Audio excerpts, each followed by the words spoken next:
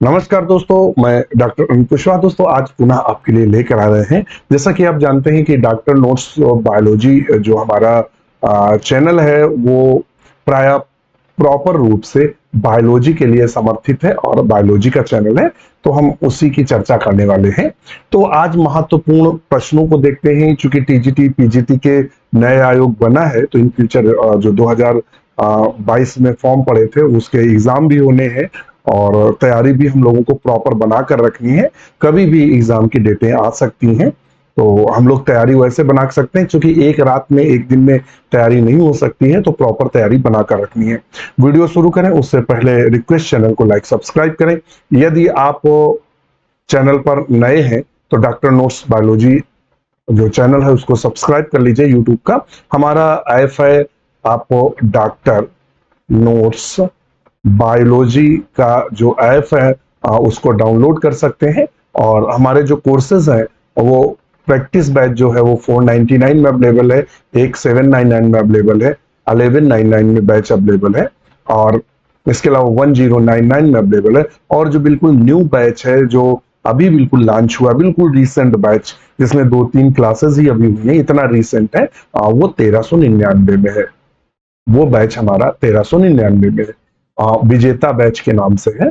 आप इसको आज ही लीजिए। मैं वादा करता हूं इसके अलावा आपको नोट्स की एक लाइब्रेरी मिलेगी, प्रैक्टिस सेट मिलेंगे, रात में डिस्कशन होता वो मिलेगा। ये सब आपको फ्री ऑफ कास्ट, सारी थ्योरी क्लासेस, एमसीक्यू क्लासेस, सब कुछ आपको फ्री ऑफ कास्ट अवेलेबल रहेगा। आज ही जुड़े, अधिक जानकारी के लिए हमारे ऐप को डाउनलोड करें। क्वेश्चन जो देखते हैं, और 44 नंबर क्वेश्चन क्या कह रहा है, कलर चेंज कर ले क्योंकि रेड भी दिया हुआ है, बैंगनी कर लेते हैं।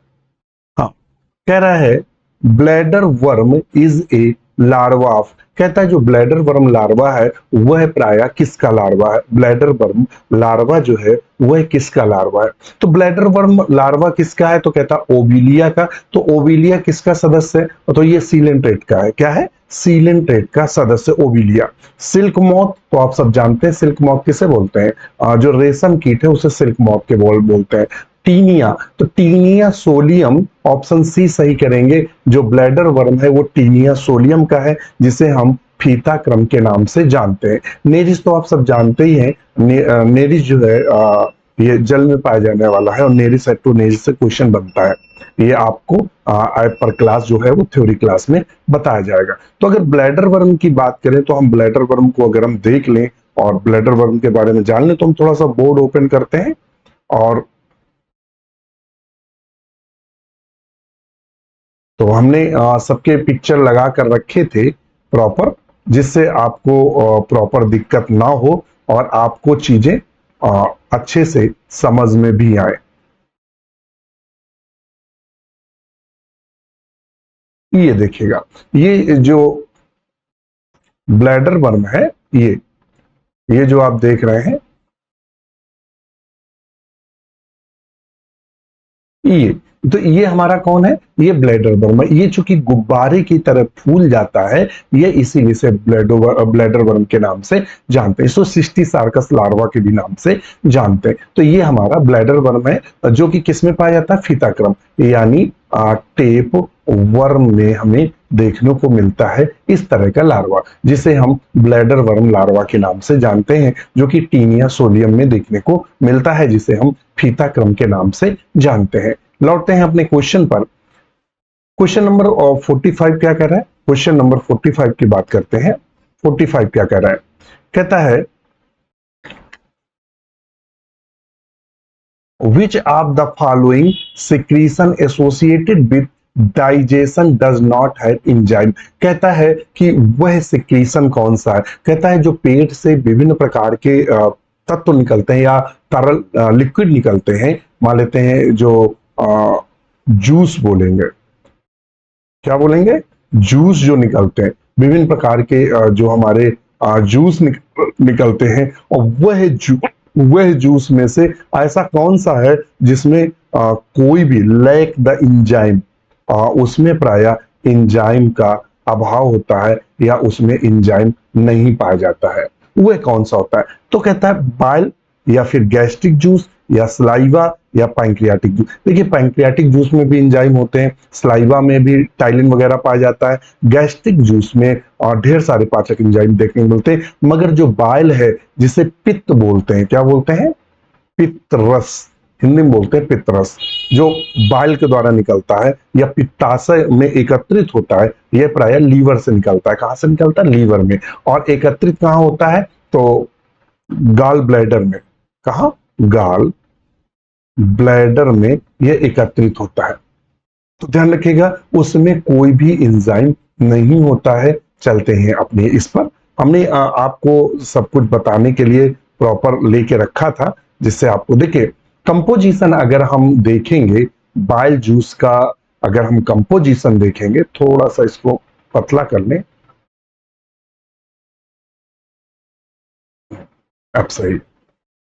Bile juice composition, bile juice का क्या है? In human liver bile is composed of 97 to 98% water. अगर आपसे पूछता है बाइल में सबसे ज्यादा क्या होता है, तो सबसे ज्यादा वाटर होता है। कितना? 97 से लेकर 98, यानी 97 से 98% हमारा जो पित्त होता है उसमें पानी होता है।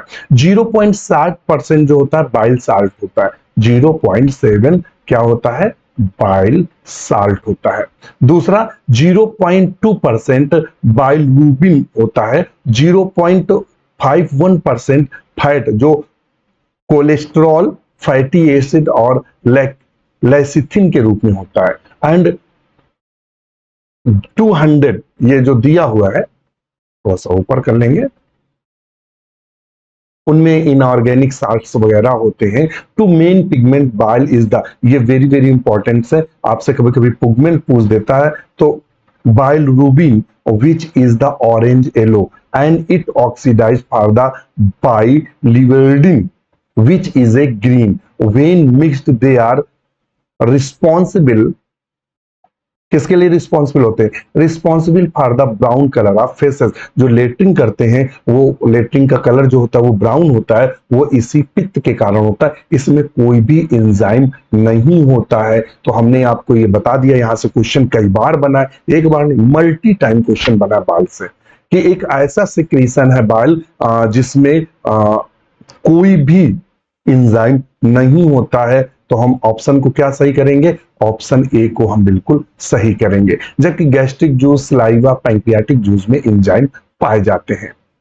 फिर कहता है yellow fever is transmitted by, जो येलो फीवर है जिसे हम हिंदी में पीत पीत ज्वर के नाम से जानते हैं। जो पीत ज्वर होता है वो किससे होता है? तो वो वायरस से होता है। और ट्रांसमिटेड बाय, ट्रांसमिटेड बाय किससे फैलता है? ये फैलाने वाला कौन है? फैलाने वाला कौन है? तो वो फीमेल क्यूलिक्स या फिर फीमेल एनाफिलिस। फीमेल एनाफिलिस तो आप सब जानते हैं कौन फैलाता है। फीमेल एनाफिलिस आपकी मलेरिया फैलाती है। फीमेल एडीज, तो हम ऑप्शन 46 में क्या करेंगे? सी, फीमेल एडीज जो है और वो येलो फीवर फैलाता है। कौन सा फैलाता है? येलो फीवर को फैलाता है फीमेल एडीज। हाउस फ्लाई किसको फैलाता है? तो आप सब जानते हैं कि जो हमारा हाउस फ्लाई है वो डायरिया है।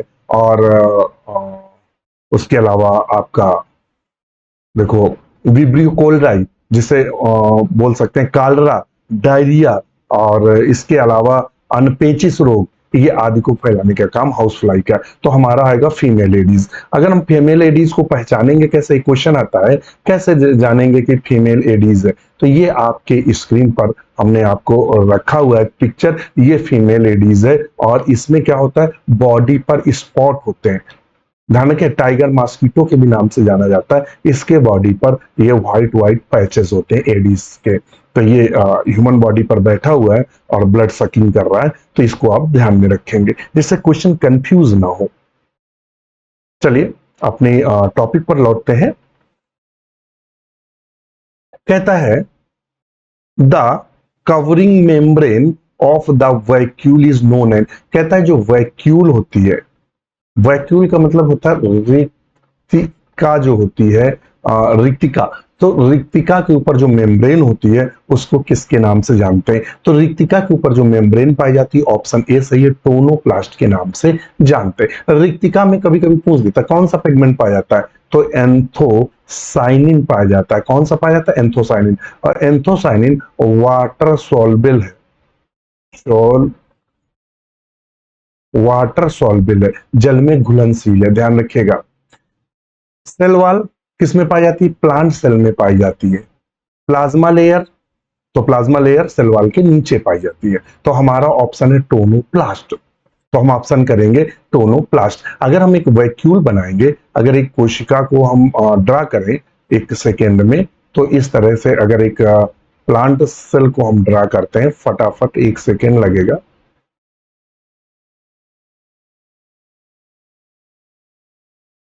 ये मान लेते हैं केंद्रक है, और ये बहुत बड़ी रिक्तिका है। तो इसकी वाल को, रिक्तिका की वाल को हम टोनोप्लास्ट के नाम से जानते हैं। किसके नाम जानते हैं? टोनोप्लास्ट। और ये बाहर वाली जो मेम्ब्रेन है इसे हम सेल वॉल के नाम से जानते हैं, इसको हम प्लाज्मा मेम्ब्रेन के नाम से जानते हैं, ध्यान रखिएगा। और इसके अंदर जो लिक्विड होता है उसे हम साइटोप्लाज्म के नाम से जानते हैं। ये मध्य में क्या है? न्यूक्लियस है, न्यूक्लियस। तो चलिए, हमारा काम था टोनोप्लास्ट बताना। फिर कहता है जो क्वार्टन मलेरिया इज कॉज्ड बाय, कहता है जो क्वार्टन मलेरिया होता है वो किसके द्वारा होता है? ध्यान रखिएगा, जो क्वार्टन मलेरिया होता है वो प्राय किसके द्वारा होता है? तो वो होता है प्लाज्मोडियम मलेरियाई के द्वारा। किसके द्वारा होता है? प्लाज्मोडियम मलेरियाई के द्वारा। जो होता है मलेरिया उसे प्लाज्मोडियम मलेरियाई के द्वारा होता है, ध्यान रखिएगा। और सबसे घातक मलेरिया जो होता है वो होता है प्लाज्मोडियम फैल्सीफेरम। ये 2021 में क्वेश्चन आया था। मलेरिया से एक नया क्वेश्चन बनता रहता है। नेक्स्ट क्वेश्चन है 50 number. The word species coined by, कहता है स्पीसीज शब्द, स्पीसीज जो शब्द है वो किसने दिया था? स्पीसीज शब्द देने का श्रेय किसको जाता है? तो स्पीसीज शब्द जो दिया था जॉन रे ने दिया था। किसने दिया था? जॉन रे ने स्पीसीज शब्द को दिया था। जो स्पीसीज है, ध्यान रखिएगा, एक वर्ड आता है स्पीसीज, कहता है basic unit of taxonomy. Species है वो बेसिक यूनिट ऑफ टैक्सोनॉमी का सबसे आधारी या सबसे बेसिक इकाई अगर पूछ दे तो आप स्पीसीज को टिक करेंगे। किसने दिया था? जॉन रे ने दिया था। मायर ने क्या दिया था? ध्यान रखिएगा, मायर से भी क्वेश्चन पूछ देते हैं। मायर ने जो दिया था वो दिया था biological species concept, biological species concept दिया था। आपसे पूछ सकता है बायोलॉजिकल स्पीसीज कॉन्सेप्ट किसने दिया था? मायर ने। कैरोलस लीनियस को फादर ऑफ, यह सही से बनाना, फादर ऑफ टैक्सोनॉमी के नाम से जानते हैं, टैक्सोनॉमी। इन्होंने ही बाइनोमियल नॉमेनक्लेचर दिया था, नॉमेनक्लेचर दिया था। द्विनाम पद्धति भी इन्होंने दिया था, लीनियस ने। नेक्स्ट है एन एम्ब्रियो ऑफ चिक with 7 pair of somites is, कहता है जो एम्ब्रियो होते हैं उसमें 7 जो जोड़ी सोमाइट्स बनते हैं वो कब बनते हैं? कहता है 20 ईयर ओल्ड्स में या 22 में, 22 और ओल्ड में, कहता है 20 और में यानी 20 घंटे में, या 22 आवर्स में, या 24 आवर्स में, या 18 आवर्स में। तो कितने घंटे में 7 पेयर सोमाइट्स का निर्माण होता है चिक में? तो 51 का हम सही क्या करेंगे? सी, 24 आवर्स में। नेक्स्ट क्वेश्चन है in the mammals cleavage result formation of solid mass of the cell is known as, कहता है कि जो जायगोट होता है, ध्यान रखिएगा, जायगोट में क्या होता है? क्लीवेज होता है। क्या होता है? क्लीवेज, विभाजन होता है, जिससे एक ठोस गेंदनुमा संरचना बन जाती है। इस ठोस गेंदनुमा संरचना को मारुला बोलते हैं। क्या बोलते हैं? मारुला। फिर इसके बाद ये बीच में इसके कैविटी हो जाती है और एक खोखली संरचना बन जाती है, और उस खोखली संरचना को हम ब्लास्टुला के नाम से जानते हैं, ब्लास्टुला के नाम से जानते हैं। इसके बाद इसमें इन्वेजिनेशन होता है और एक डबल लेयर्ड संरचना बन जाती है, ट्रिपल लेयर्ड, जिसे हम जानते हैं गैस्ट्रुला के नाम से, गैस्ट्रुला के नाम से जानते हैं, गैस्ट्रुला के नाम से जानते हैं। तो उसने कहा रिजल्ट फॉर्मेशन ऑफ सॉलिड ठोस बाल नुमा संरचना या मांस नुमा संरचना बनती है, वो मारुला कहलाती है। तो हम ऑप्शन लगाएंगे सी, मारुला। नेक्स्ट क्वेश्चन है, फिर कहता है F1 particle are the found in. तो जब हम माइटोकॉन्ड्रिया देखते हैं, किसको देखते हैं? Mitochondria, sorry,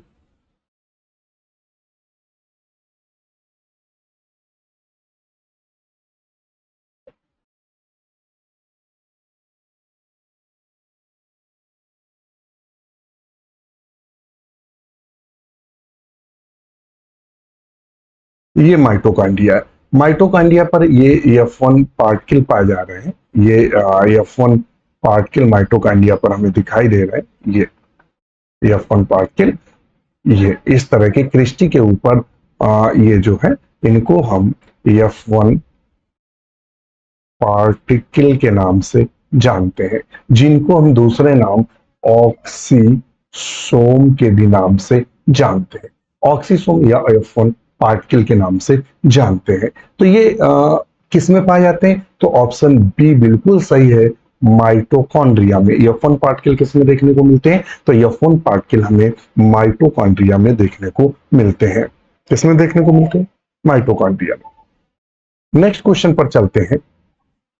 the name polytene chromosome suggested by, जो पॉलीटीन क्रोमोसोम था वह नाम किसने दिया था? तो पॉलीटीन क्रोमोसोम का नाम प्राय इजे बाल्बियानी ने दिया था। किसने दिया था? इजे बाल्बियानी ने।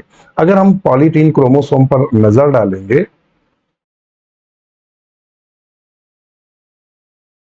ये देखिएगा, ये क्वेश्चन पूछा गया है कि जो polytene chromosomes are the large chromosome which have the 1000 of DNA strand. ध्यान रखिएगा, ये क्या होता है? सबसे लार्ज होता है। ये आपके जो क्वेश्चन पूछा था लार्ज क्रोमोसोम, तो ये हमें असिस्टेंट प्रोफेसर में भी पूछा गया था, 2021 में पूछा गया था असिस्टेंट प्रोफेसर में, लार्ज क्रोमोसोम। तो लार्ज क्रोमोसोम हमारा पॉलीटीन क्रोमोसोम्स है। They provide the high level of function of certain tissues such as salivary gland. ध्यान रखिएगा, सिलेवरी ग्लैंड्स ऑफ इंसेक्ट, अक्सर पूछ दीजिए कहां पाया जाता है, तो salivary glands of insect. Polytene chromosomes were first reported by EG Balbiani 1881, 1881 में इसको फर्स्ट टाइम रिपोर्ट किया था। किसको? पॉलीटीन क्रोमोसोम को। तो पॉलीटीन क्रोमोसोम से हमें जो पता चला, सबसे लार्जेस्ट क्रोमोसोम्स है पॉलीटीन क्रोमोसोम्स। ये सिलेवरी ग्लैंड ऑफ इंसेक्ट में पाया जाता है और इसको रिपोर्ट किया था बाल्बियानी ने, खोजा था, जो कि आपके सामने क्वेश्चन दिख भी रहा है। तो हमने आपको सारी जानकारी दे दी। फिर आता है, कहता है सेंट्रियोल इज फाउंड इन। कहता है सेंट्रियोल किस में पाया जाता है? एनिमल सेल में, या रेड एल्गी में, या प्रोकैरियोट्स में, या फ्लावरिंग प्लांट। तो यहां एक चीज देखी कॉमन सी, रेड एल्गी भी प्लांट है, प्रोकैरियोट्स को तो छोड़ दो, और फ्लावरिंग प्लांट्स भी प्लांट के अंतर्गत आ रहे हैं। लेकिन जो सेंट्रियोल्स हैं वो जनरली एनिमल सेल में पाए जाते हैं। किस में पाए जाते हैं? एनिमल सेल में, या हिंदी में बोलेंगे तो जंतु कोशिका में पाए जाते हैं। किस में पाए? तो ऑप्शन हम ए को सही करेंगे। नेक्स्ट क्वेश्चन पर चलते हैं।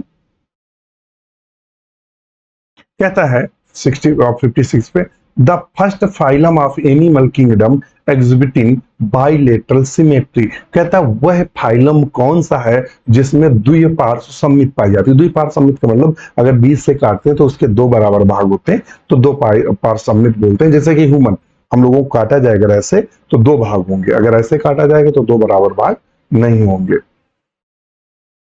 तो वही कह रहा है first phylum of the animal kingdom exhibiting the bilateral symmetry किसमें देखने को मिलता है? कहता है आर्थ्रोपोडा, या एनिलिडा, या मोलस्का या प्लेटीहेल्मिन्थीज? तो सही ऑप्शन करेंगे प्लेटीहेल्मिन्थीज। चलेंगे, प्लेटीहेल्मिन्थीज का मैटर हमने लिख के रखा है आपको बताने के लिए। चलो चलते हैं प्लेटीहेल्मिन्थीज पर।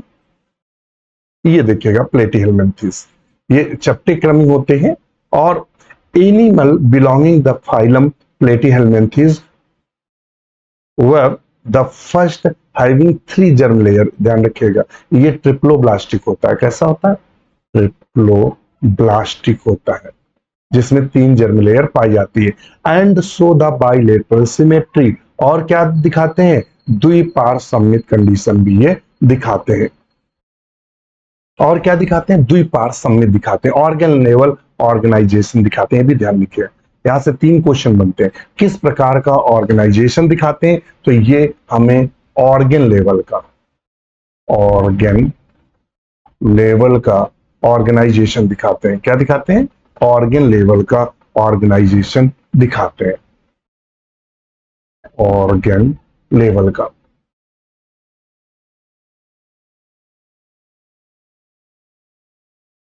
ऑर्गेनाइजेशन दिखाते हैं। Have the specialised organ for the excretion from the such as flame cell, और इसमें एक्सक्रीशन के लिए फ्लेम सेल पाई जाती है। बहुत क्वेश्चन उम्दा है, फ्लेम सेल से बार बार आपसे ध्यान रखिएगा, फ्लेम जो सेल है उससे बार बार क्वेश्चन बनता है। किससे? फ्लेम सेल से। इसको भी ध्यान में रखिएगा। तो चलिए, इतने क्वेश्चन था तो वो हमने आपके डिस्कस कर लिया। अब हम आते हैं नेक्स्ट। फिर कहता है द फ्रेश वाटर स्पंज, इसमें फ्रेश वाटर स्पंज कौन सा है? कौन सा? फ्रेश वाटर स्पंज कौन सा है? Spongilla, Grantia, Euplectella, Euspongia. तो इसमें फ्रेश वाटर जो स्पंज है वो कौन सा है? तो स्पॉन्जिला। क्या है? स्पॉन्जिला। अब ग्रांटिया, यूप्लेक्टेला, यूस्पॉन्जिया के बारे में भी आपको बता दें तो चलते हैं, इनके सबके चित्र रखे थे जिससे आप भूले ना। तो पहले तो उसमें से जो ग्रांटिया है उसके बारे में देख लेते हैं। ग्रांटिया के बारे में तो कहता है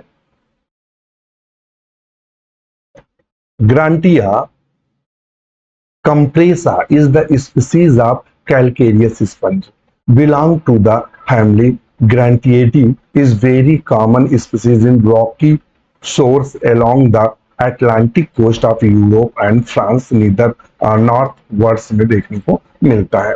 इसके अलावा नेक्स्ट पर अगर हम चलेंगे, दूसरे पर अगर हम नजर डालेंगे तो ये हमारा है यूप्लेक्टेला।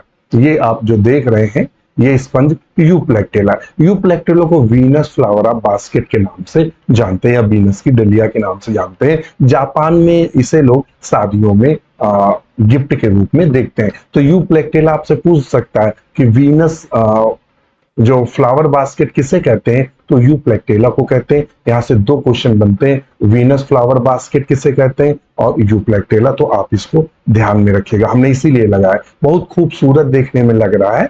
और ये जो है बाथ स्पंज, यू स्पंजिया को हम बाथ स्पंज के भी नाम से जानते हैं। इसका चित्र इसलिए लगाया है जिससे भूले ना, क्योंकि ये क्या होता है, ये हल्का खुरदरा होता है तो लोग शरीर को साफ करने के लिए इसका यूज करते हैं, इसीलिए इसे बाथ स्पंज के नाम से जानते हैं। किसके नाम से जानते हैं? बाथ स्पंज के नाम से जानते हैं। तो हमारा ग्रांटिया यूप्लेक्टेला हो गया, वीनस ऑफ फ्लावर, और ये यूस्पॉन्जिया बाथ स्पंज, इसको क्या बोलते हैं? बाथ स्पंज के नाम से जानते हैं। इसे वीनस फ्लावर के नाम से जानते हैं। ग्रांटिया को हमने बता ही दिया। स्पॉन्जिला क्या है? फ्रेश वाटर स्पंज है। तो ऑप्शन ए को हम सही करेंगे। नेक्स्ट क्वेश्चन है, अभी हमने बताया था flame cell are the related with, flame cell किससे संबंधित है?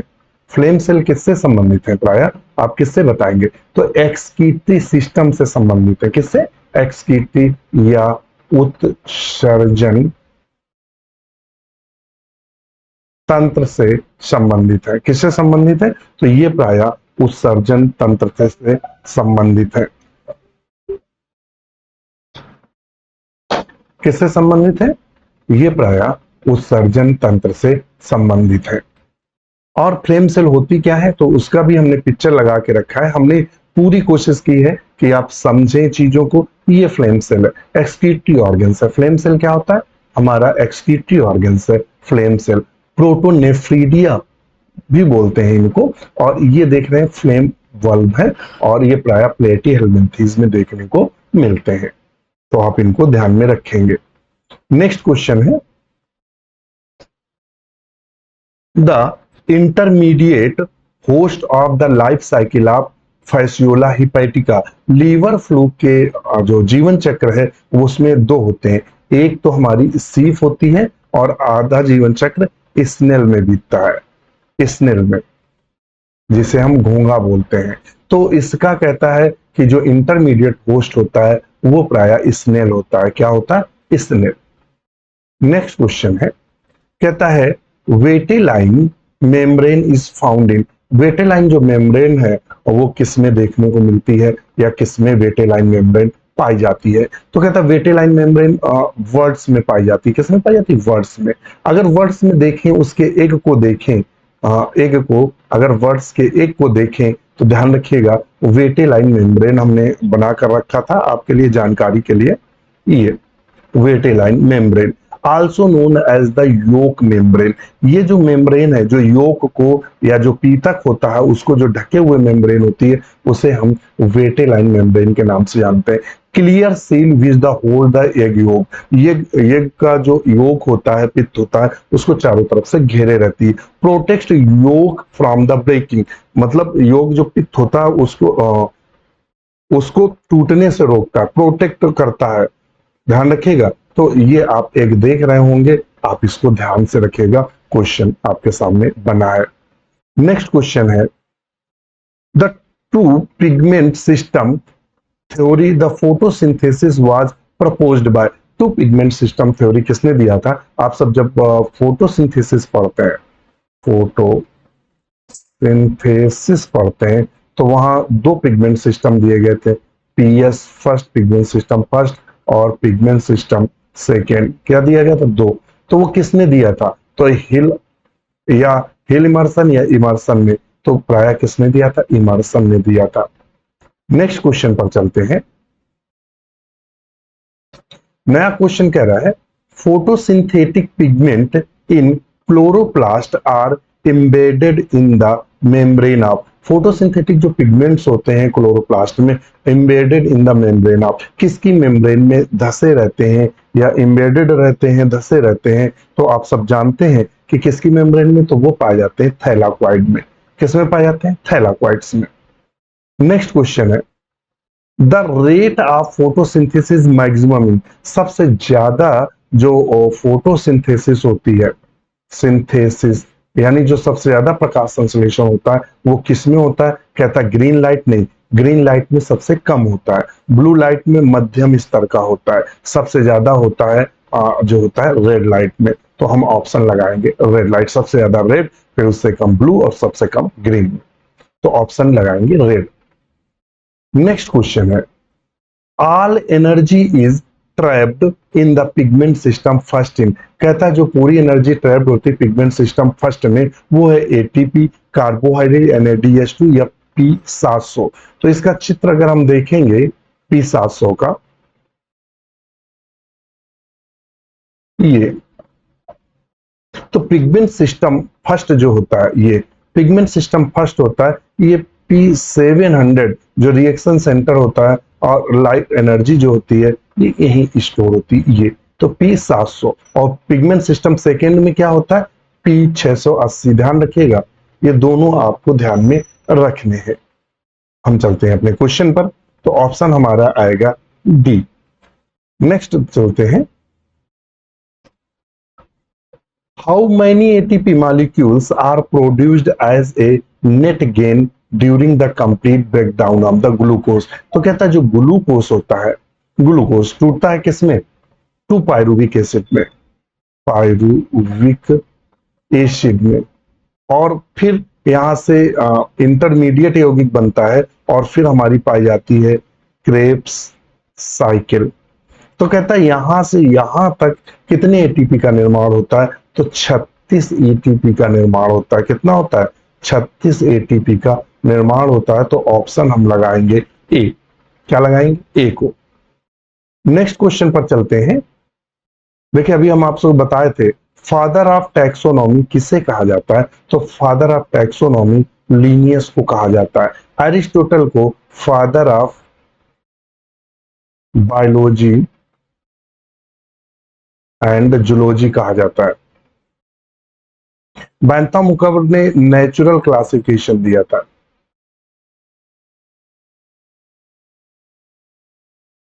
डी कैंडोली ने भी क्लासिफिकेशन दिया था।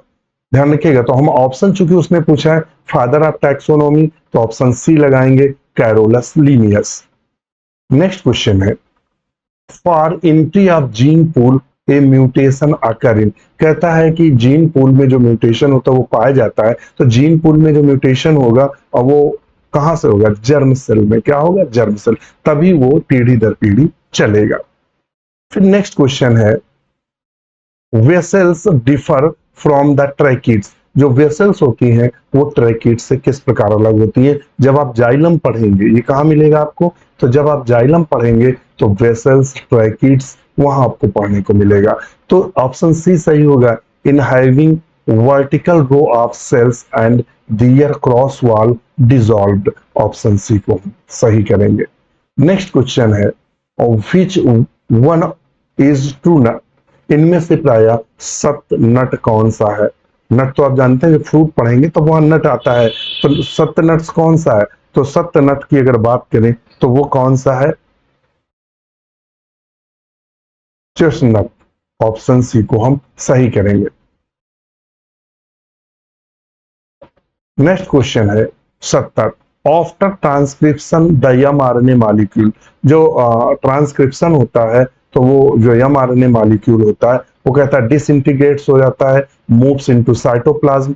तो ट्रांसक्रिप्शन के बाद ध्यान रखिएगा, ट्रांसक्रिप्शन के बाद वो ट्रांसलेशन के लिए मूव करता है साइटोप्लाज्म में। कहाँ मूव करता है? साइटोप्लाज्म में। सो 70 का 20 सही। आप तो जानते ही हैं जो डीएनए से mRNA बनता है, mRNA बनता है और mRNA से प्रोटीन बनती है, तो इसको बोलते हैं ट्रांसक्रिप्शन, सॉरी क्रिप्शन, और इसको बोलते हैं ट्रांसलेशन।